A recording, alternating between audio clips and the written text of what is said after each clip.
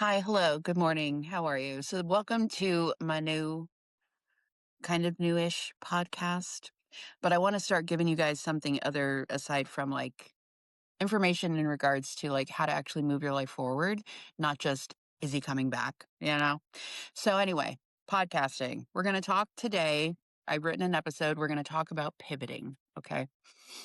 Um, Basically, this is what happens when your old life stops fitting. Like the universe is kind of calling you up to a higher timeline. Okay. It's time for your next chapter, time for your next adventure. There comes a moment when your life starts to feel like it belongs to someone that you used to be, right? We're still showing up. We're still doing the things. We're still technically on track. But underneath it, something is shifting. And it's subtle at first, and then it gets louder and louder, right? That's why I always say whenever we get a tower moment, whether it's in a card reading or in real life, we've had warnings, we've had signs, right? It feels like a quiet resistance. Like there's this low, persistent hum of like, this isn't it anymore, you know? And the most disorienting part is nothing is obviously wrong. There's no dramatic ending. There's no clean break, no moment that you can point to and say, like, there, that's why everything changed, which makes it easy to ignore. We get stuck in the 3D, right? So we try to fix it instead. We tell ourselves, I just need more discipline. I need a better strategy. I need a tighter routine. You optimize, you refine, you push harder, but the feeling doesn't go away because there isn't a problem to solve. It's a signal, which is why I decided to call my podcast the Serpentine Signal. So, the moment you outgrow your own life, most people expect change to arrive like a storm. And hey, sometimes it does, right? But real pivots rarely announce themselves in that way. They show up quietly in the loss of interest, in the way things that once lit you up now feel like obligations, starting to feel depressed when you were perfectly fine doing that thing a month ago, Uh, in the way that things that once lit you up feel like obligations. I'm going to say it again.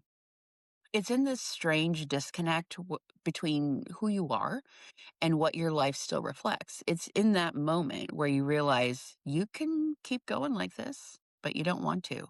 That's the edge, right? Chani, in all of her astrology contents, calls that a growth edge, bumping up against growth edges. And what you do next determines everything. Some people turn back, they double down on what's already working, which seems logical, seems smart. They squeeze more life out of something that's already expired. They rearrange the furniture in a house they've already outgrown. And other people, they pivot. That's the secret. Okay. Pivoting isn't quitting, it's translation, right?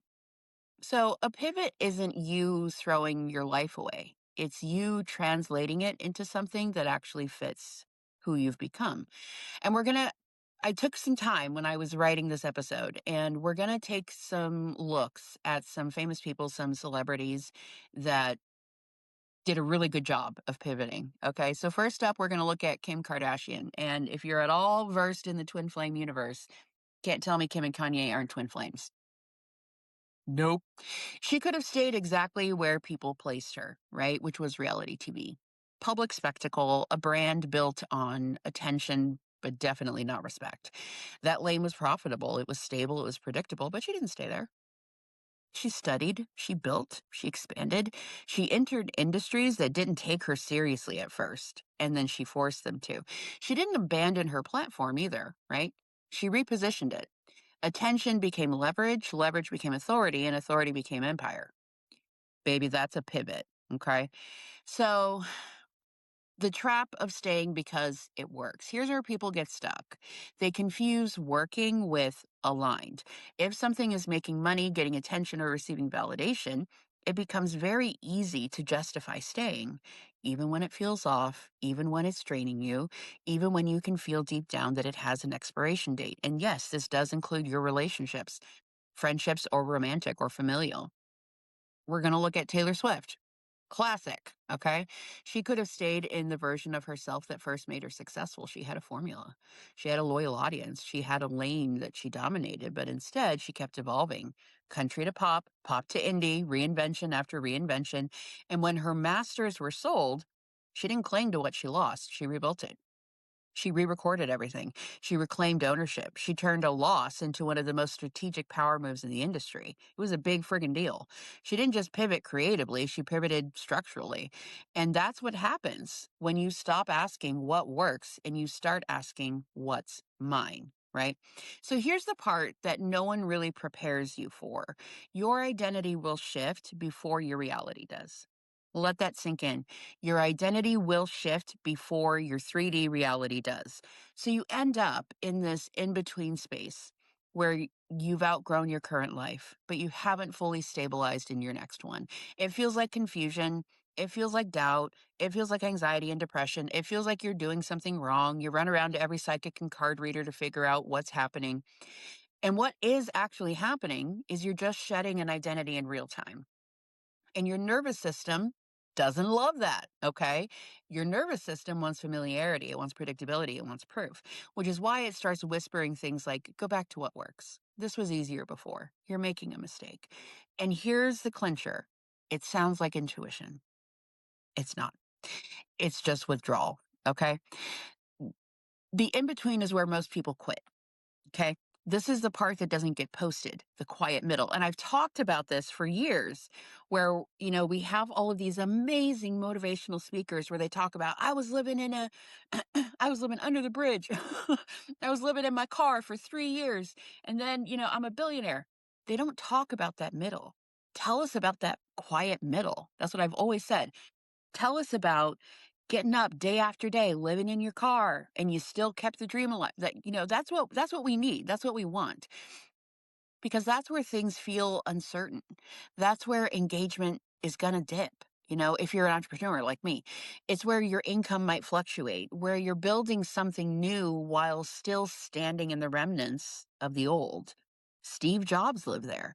After being pushed out of Apple, he could have tried to claw his way back immediately, recreate the past, prove something, but instead he built something new. Pixar. Next. Entirely different arenas that expanded his vision beyond what Apple originally was. And when he returned, he didn't come back as the same person.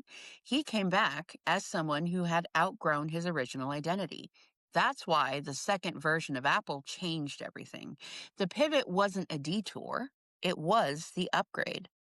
And you will be misunderstood. Pivoting changes how people perceive you, and not everybody's going to adjust, and that's okay. You honestly don't want them to.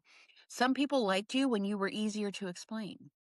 Some people liked you when you were easier to categorize, easier to consume.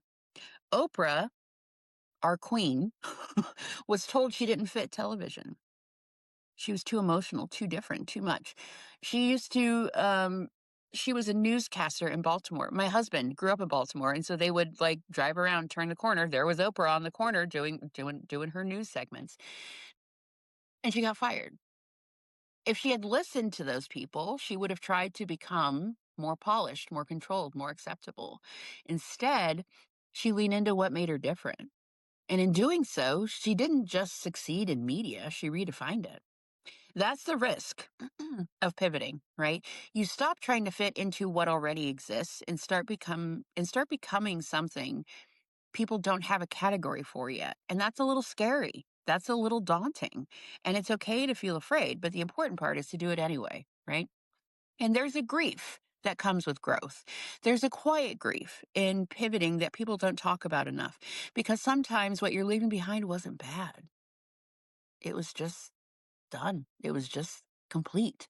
You might miss the version of you who built it, the certainty you used to have, the way that things once felt easier. I've been there. I've been there for the last 3 years. Y'all already know, okay? Another great example of this is Robert Downey Jr. He didn't pivot from comfort. He pivoted from collapse. And when he came back, he didn't try to return to who he used to be. He chose something that reflected who he had become. Iron Man wasn't just a role, it was a mirror, a redemption arc that aligned with his real life. And that alignment is what made the comeback stick. One of the biggest lies about pivoting is that you're starting from scratch. You're not. You're starting from experience, from pattern recognition, from skill, from understanding. And one of the biggest lies that we can tell ourselves is, I'm too old. I'm too old to start over. Okay. You're not starting over. You're starting from experience. Rihanna didn't leave music because it wasn't working. She left because she saw a bigger opportunity. And when she entered beauty and fashion, she didn't come in as a beginner. She came in with an audience. She had influence. She had cultural awareness. She used everything she had built differently. That's the real pivot. Not abandoning your past, reallocating it. Okay. What a real pivot looks like, listen, babe, it's not aesthetic. All right. It doesn't come with a clean rebrand and a perfect launch and a team of 500 people to help you do it. It looks like trying something new and watching closely to see how it lands. Wing and a prayer. Having ideas that excite you and terrify you at the same time. Rebuilding confidence while you're still in motion. It's messy. It's nonlinear, but it's alive. Okay.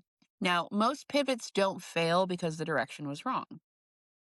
They fail because the person didn't stay long enough to stabilize in it. And this is true whether we're talking about pivoting in a business sense or pivoting in terms of your own identity, going from someone who is extremely unhealthily overweight, like yours truly, and then pivoting into, I'm an it girl now. I'm a fit girl. I'm a gym girl. It's the same. Okay. The pivot is the same.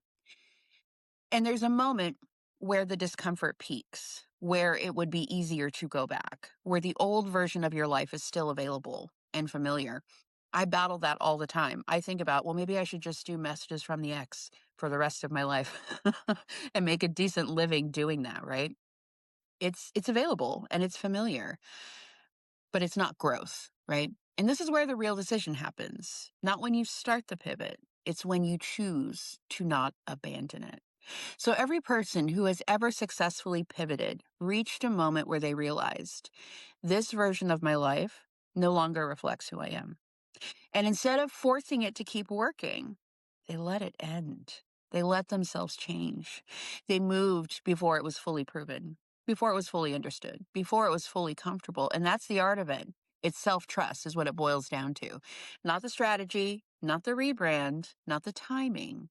It's the willingness to outgrow something and trust what you're becoming can hold you next.